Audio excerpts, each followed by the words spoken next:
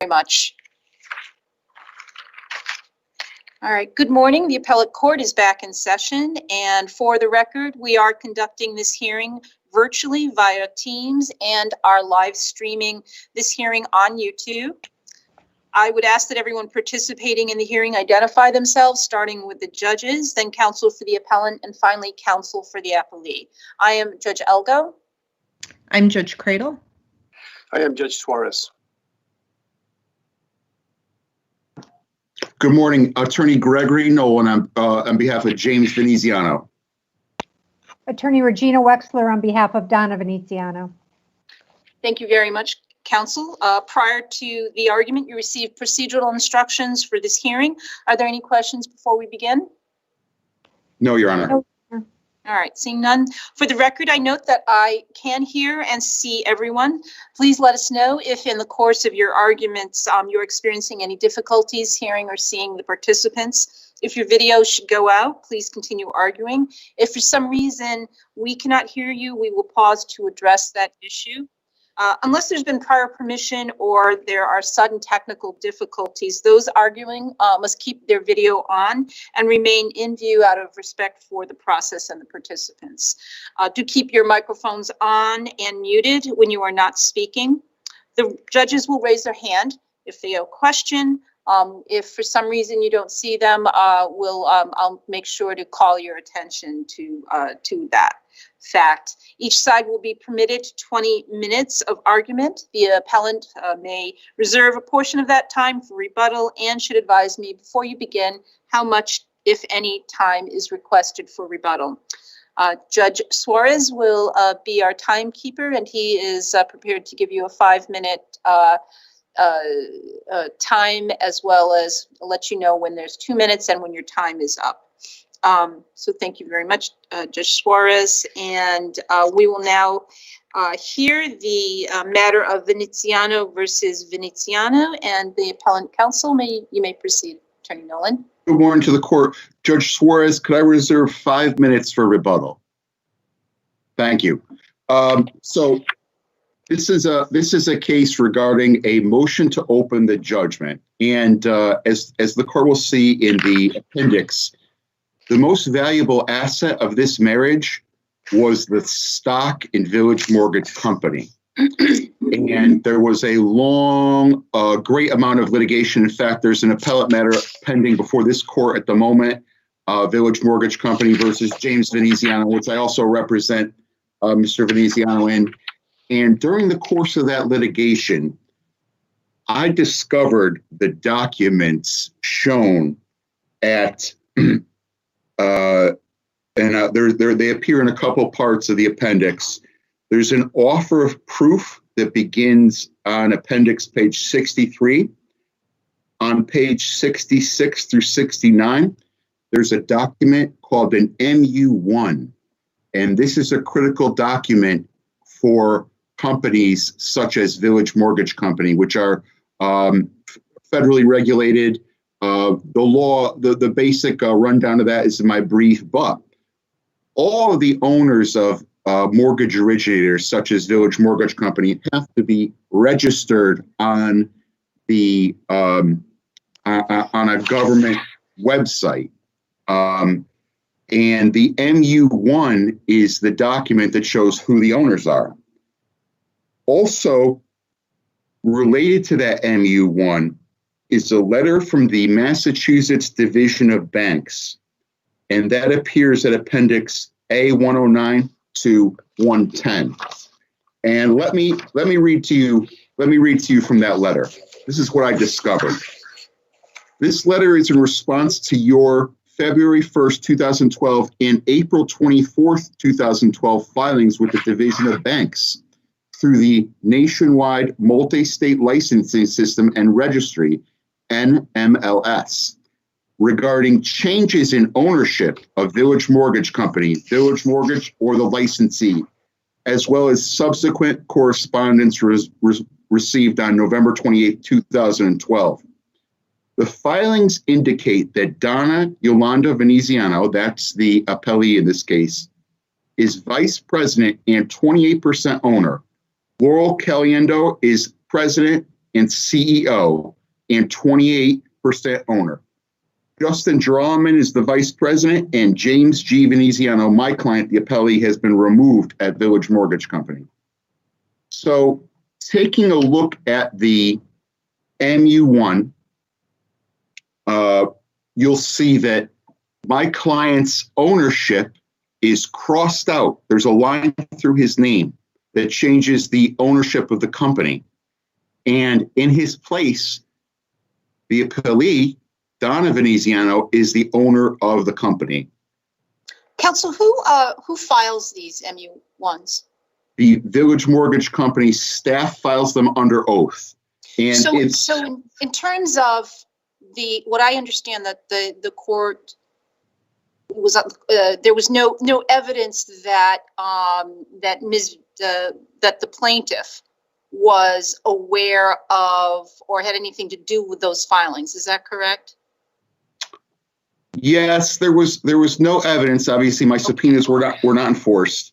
Okay, and that was found as significant, correct, by the court in terms of the basis for a motion to open.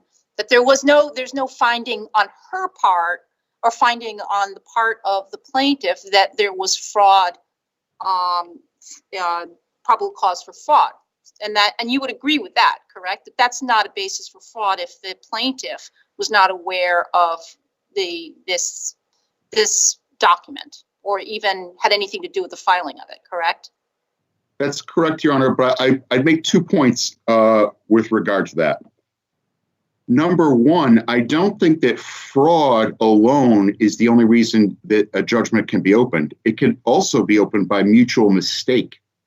So the financial affidavits clearly do not accurately reflect the ownership of the most important asset of this marriage. What about the stock certificates? Aren't the starts, and that's what the court relied on, right? Is that the stock certificates from the point of issuance, and then the latest stock certificates made clear what those ownership interests are. Why isn't that really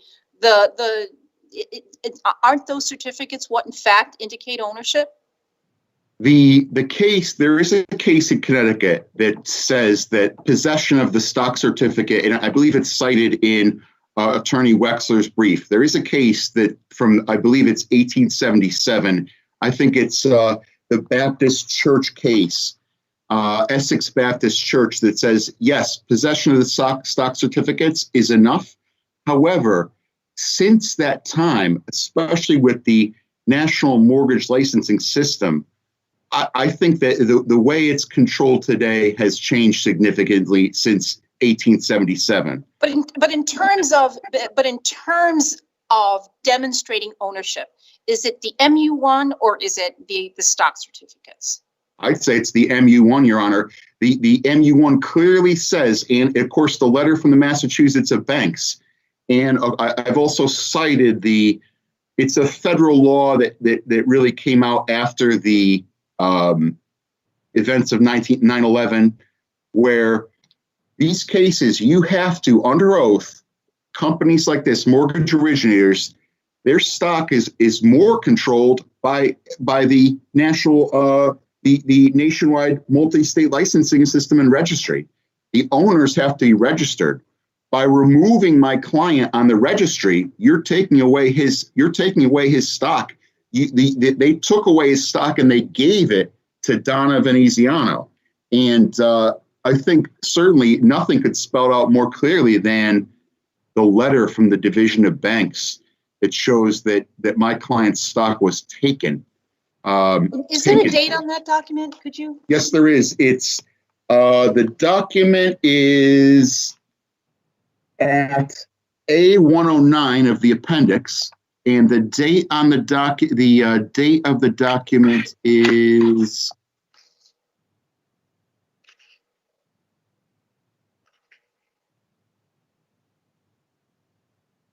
I think it's December 4th, 2012.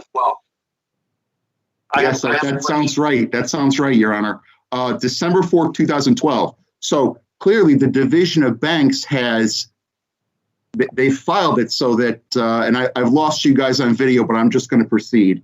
Oh, there we go. Still see you, so. Okay. So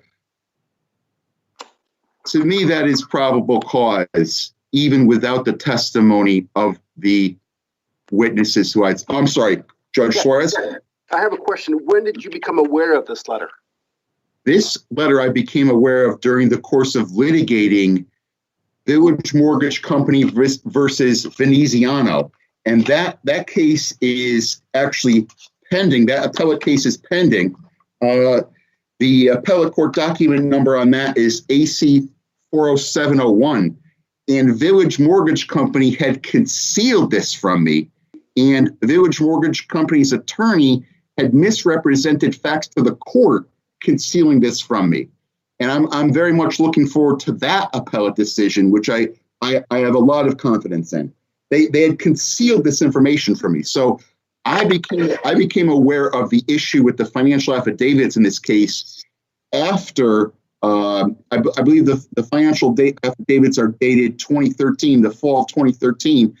I became aware of this even after the trial in that matter. Even after the trial, because these issues were concealed from me, and in fact, there was perjury in that case. So that's another very interesting case. So I'm waiting. I'm sorry, counsel. I was on mute, and I wanted to ask you a question with respect to the issue of concealing and perjury. Was that before the court, or is that something you're bringing in from the other case? That's from the other case. That's from the other case. So we're limited, as you know, to the record that was before the trial court. So, go ahead. Now, with regard, I'm sorry, Judge Suarez. I have a follow-up question. So your motion to open up judgment was dated August 31st, 2017, which was filed right after the plaintiff filed her motion for contempt. So my question is, when, prior to August 31st, 2017, did you become aware of the August 2012 letter? The summer of 2017. It was the summer of 2017 that the Division of Banks responded to my request for that information. So right at this time is when I became aware of this new information. So as soon as it was discovered, the trial on that case was with Judge Scholl in Hartford, and it was a 2017 trial in the winter of 2017. And after that trial, I became aware of it. Now, jumping ahead, if I could, to the issue of my authority to issue these subpoenas. The two cases I think are most important are the Brody case and, of course, Oneglia. My argument here today is that Judge Dooley misapplied Oneglia. The way Judge Dooley applied Oneglia was that basically, under no circumstances can you do you have authority to issue subpoenas in the case of a motion to open judgment before the preliminary finding is granted. However, this case is distinct. And the reason for that decision is that under General Statutes 52-197A and Practice Book 13-2, there's no civil action pending. However, my client received a summons in this case that was served upon him, and that summons is at A44 of the record. My client... Counsel, wasn't that summons relative to the motion for contempt, which is a different hearing? I mean, it was part of the same hearing, but its purpose was distinct, and so that doesn't open the underlying case. It doesn't open the underlying case, but I submitted to the court today that summons, the service of that summons, is a civil action, and so there is a civil action pending in this case. Unlike Oneglia says there's no post judgment discovery in a vacuum, but we're not in a vacuum. There's been a new summons in the case. But let's assume that this case was bifurcated, for lack of a better word, right? And let's assume that the court had the motion to open held on, X date, and the motion for contempt was held on another date, right? Then wouldn't that preclude wouldn't the court be limited in terms of the issue of the subpoenas and not, you're essentially taking the motion for contempt and buttressing it in a way to allow for the subpoena of witnesses for purposes of the probable cause hearing. But in fact, if they were separate, you wouldn't be able to do that, correct? If there was only a motion to open judgment pending and it was separate, I would not have authority to do that under Oneglia. That's 100% true. So why would the combination of these two hearings give you the authority to do that for the motion to open? Because a civil action is pending. There's been a summons served by a marshal. There is a civil action pending. Oneglia, what my reading of Oneglia is not so much that like it says itself, in a vacuum, there's no post judgment discovery, but this is not in a vacuum. There is a civil case pending. And so, which is served, that's at page 844, and Marshal Finneman's stamp is on it. There's an order to show cause and a summons was issued. So in this matter, at that time, I do have authority to issue subpoenas. Now, if you take a look at the transcript, the way this came about is a little strange, because I was under the impression, when you read the transcript, I was under the impression that the evidence I had submitted showed probable cause, and that's why the case was set down for an evidentiary hearing. So I was a little confused when the judge first set this motion to respond. There was a summons issued. There was an order to show cause served on my client and a summons. So my position is, unlike in Oneglia, where there is no civil action pending, in this case, there is a civil action pending. It was served on my client. There's a summons. So, Counsel, I'd just like to ask you one more question, and I think your time is going to run, so you can also think about this on your rebuttal. But isn't getting back to the issue of the motion to open, isn't the relevant time frame for purposes of showing whether or not there was fraud is at the time of the agreement? And the agreement was was it 2013? It was a 2013 agreement, Your Honor, Okay. And the documents I submitted are 2012.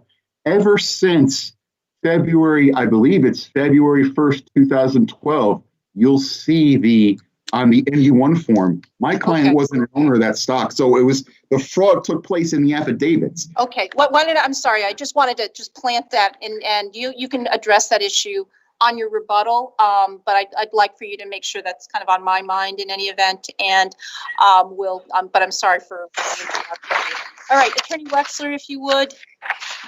Good morning, Your Honors. If it please the court, I'll start with that issue first. If Attorney Nolan's argument were taken to its conclusion, okay, you can envision a scenario where someone such as Attorney Nolan's client purposefully and willfully commits a contempt of court in order to provoke a motion for contempt, therefore claims, well, now it's a discovery free-for-all. This is a pending case, and now I can issue subpoenas on a motion to reopen. That is not what... Excuse me 1 second, counsel. Can I just ask, just to make sure that everyone is muted, because I'm having difficulty hearing Attorney Wexler. There's some feedback. Thank you, and I'm sorry. That's okay. I assume you don't mean everyone, including me, Judge. Okay. Thank you.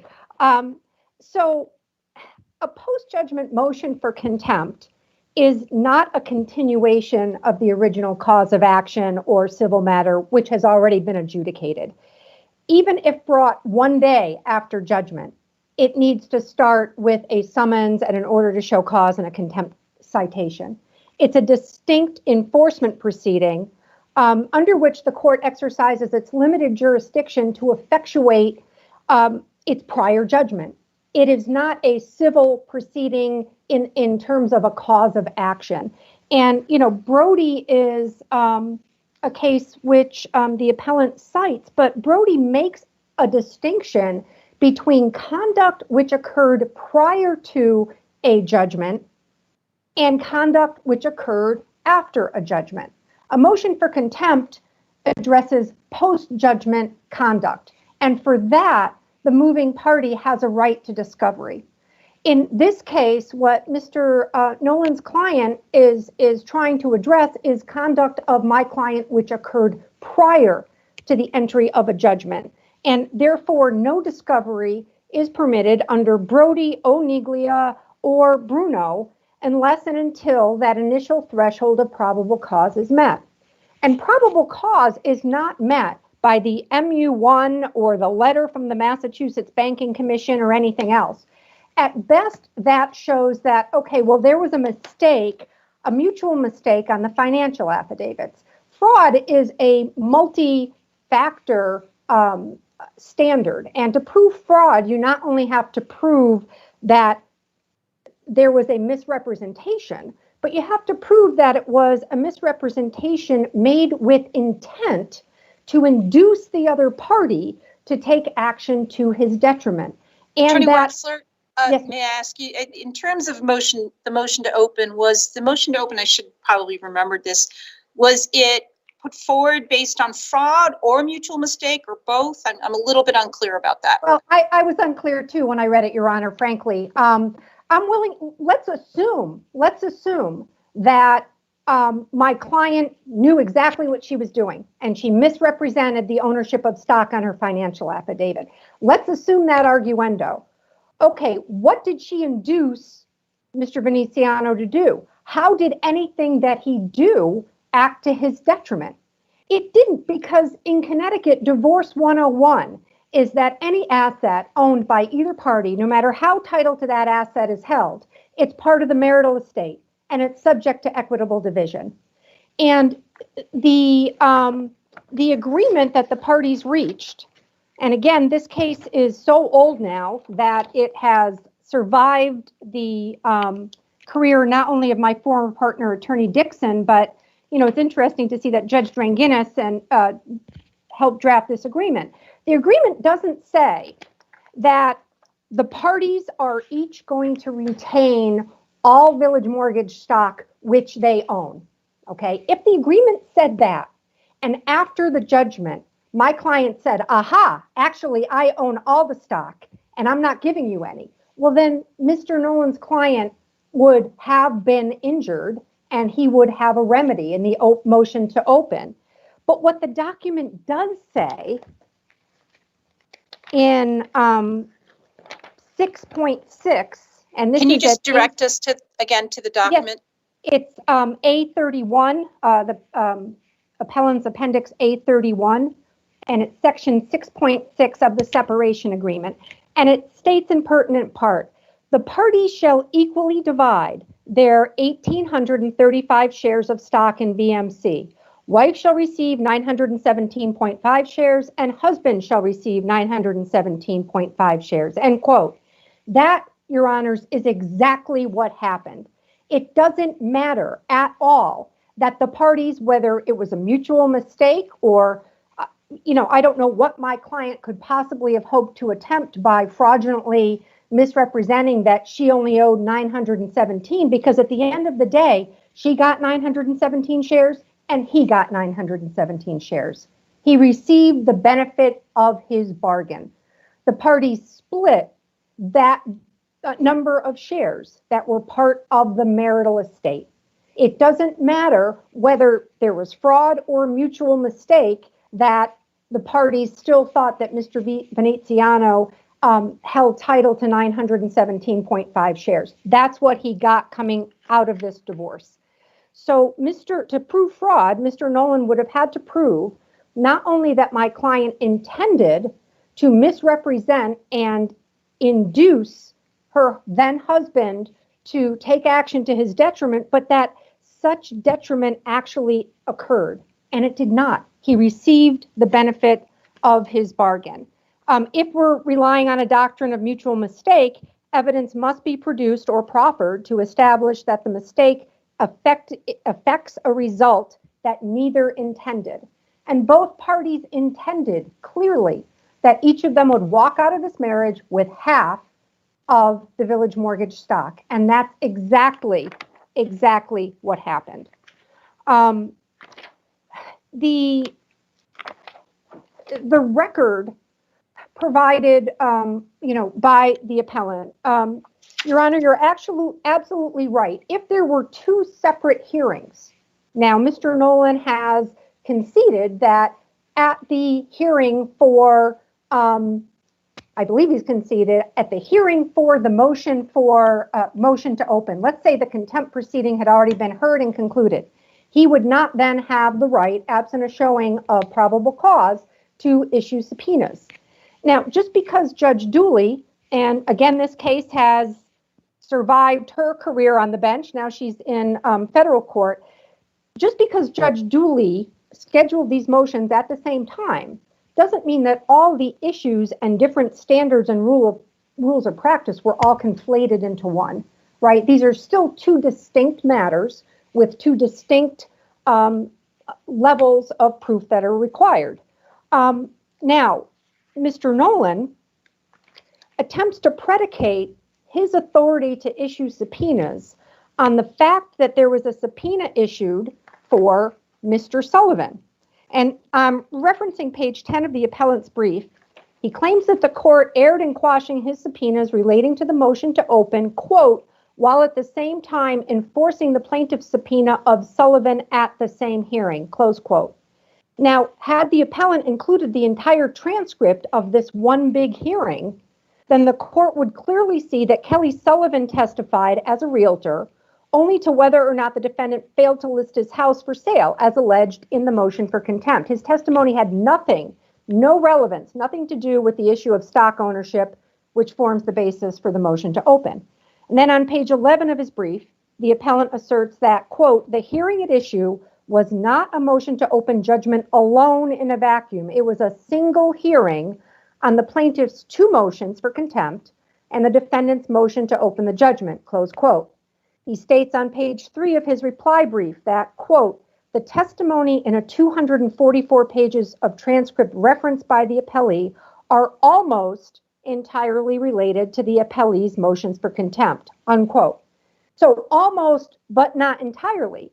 And therefore, he concedes that part of the transcript, which was not included in the record before this court, may be relevant to the issue of the present appeal. He's trying to conflate all this in one, but he has not provided you with a complete record for appellate review. Counsel, if I may interrupt. Yes, I'm sorry. I'm also hearing some, anyway. If you're having There are problems church hearing bells me. in the background here, and I'm hoping you're not hearing those because I have my headphones in. Okay, Okay. I'm hearing a little something, but in any event, I think we're okay. On the motion to open that I'm just reviewing it at A50, I see only a representation that the motion to open is being sought based on fraud. Mhm. So am I correct? And you would agree that if that was presented to the court as the basis for the motion to open, that asserting a claim at this juncture for moving based on mutual mistake would be improper? Did the court address mutual mistake? Or did that come up at the last minute? I think in her, in the transcript of the hearing, Judge Dooley's kind of took the position that I'm taking now, that it doesn't matter either way. Okay. Even if you managed to prove all of this, which you didn't, there's no difference in the outcome. And any motion to open a judgment, the final prong of that test is that the result would have been different. If not, what's the point? The issue is moot. There are mistakes on financial affidavits all the time, whether they are made knowingly or mistakenly, but we don't open those judgments if the outcome is not likely to have been any different. And in the documents that the appellant included as part of his appellant record, there's no proof, there's no offer of proof. There is no legal argument that, gee, had my client known that actually at the time of the divorce, he did not own half of those stock certificates, then he would have gotten more than half. That makes no sense logically whatsoever. He received the benefit of his bargain. My client managed at the end of this by signing the stock certificates, which she had. He ended up with half, she ended up with half, which is exactly what the agreement suggested. He did not give up anything. He wasn't induced. I mean, there's no argument that he was induced to do anything else. Maybe in the rest of the transcript of that hearing, something existed that would indicate that. But again, that wasn't included in the record before the court on appeal. Mr. Nolan claims that the MU1 is all you need to see, that that's evidence of fraud. But evidence of fraud to open a judgment, again, requires some sort of evidence of intent to induce and the fact that action was taken to the alleged victim's detriment. And that, again, the outcome would have been different in order for a court to open any of this. So the reading of Oniglia, the reading of Brody is so tortured in the defendant's brief that if the court were to adopt that interpretation, you know, all I do is family law, and I would have to hide under a rock because all of my colleagues would say, you know, you have changed the course of what we do forever by allowing this interpretation to stand. You know, again, a pending motion for contempt is not an underlying civil matter or cause of action which allows unlimited discovery on all other matters. It's pre-judgment conduct versus post-judgment conduct. And that's a very important distinction in Oniglia, Brody, and in the Bruno case.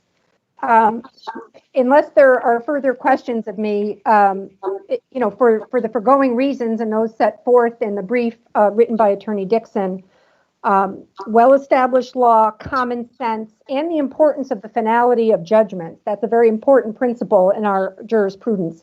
All of these dictate that the present appeal should be denied. Thank you. I have one quick question before you go. Yes, Judge. Were both parties represented by counsel at the time of the divorce? Yes, they were. Mr. Veneziano was represented at that time by Attorney Steve Levy. He is currently the head of the family bar in Litchfield County, and Mrs. Veneziano was represented by Andrine Guinness. All right. Thank you very much, Attorney Wexler. Counsel, Thank you. Nolan. Regarding Attorney Elgo's question, can you hear me? I think I unmuted myself. At Appendix A95 is the appellant's amended motion to open that clearly makes reference to mutual mistake in this case. It's our position that when they served a summons upon my client, they opened the door. There's a pending action. They opened the door in a way that Oniglia did not address, and neither did Brody. When that Do you have any authority, counsel, for that? What counsel Attorney Wexler says this is really a conflation of these two hearings. Do you have any where that becomes permissible? Any authority? For both hearings being held together, whether it was No. Obviously, we can do that, but being able to, you know, to keep hearing this feedback, but for what you're suggesting, that because the motion to open was scheduled at the same time, that discovery is permissible on the motion to open, or for the motion to open is actually granted. It doesn't make sense to me that Your Honor, that one party has authority to issue subpoenas under General Statutes 52-197A, and the other party has no authority to issue subpoenas. I don't think Oniglia really made that rule. The if there's an oneglia is if there's a civil action pending, you have authority to issue subpoenas. In this case, they did open the door by serving my client with a summons and an order to show cause. So there is a civil action pending that gives me the authority to issue a subpoena. It doesn't make sense to me that you're having a hearing, one party has authority to issue subpoenas and the other does not. So what I'm saying here, my point is that by serving a subpoena, by serving a summons in order to show cause, they open the door in a way that oneglia did not consider and Brody did not consider. So I think this is an opportunity to clarify that. I mean, if the court writes a decision that says under no circumstances can you issue a subpoena, no matter what, for a motion to open judgment, that's different than oneglia. Oneglia says in a vacuum, you can't issue subpoenas, but that's not what we have here. The issues are conflated because when there is a served summons, there is a pending action. It opens the door. And once again, I would just direct the court to A95. That's the amended motion to open, clearly makes reference to mutual mistake. Now, if I was allowed to enforce my subpoenas, the evidence would have shown that these were not the only two MU1s that were filed. MU1s had been filed from 2012 all the way up to the date this case was filed. My client never got his stock back. It was never given to him. In the brief, it references, I believe, 80 MU1s were filed from 2012 to 2017, none of which show that my client was a stock owner. So this really does, it's not just a non-issue. My client never got his stock back. And that was the most valuable asset of the marriage. My client is facing eviction. He's being foreclosed. The fact that he never got his stock back has had a dramatic effect on him. So I want to thank the court, and I conclude my argument. Thank you. All right. Thank you. Thank you very much. We will take this matter under advisement. Thank you again for participating in this venue. We will adjourn tomorrow until 9:30 a.m. and we'll take this matter under advisement. Thank you again. Thank you.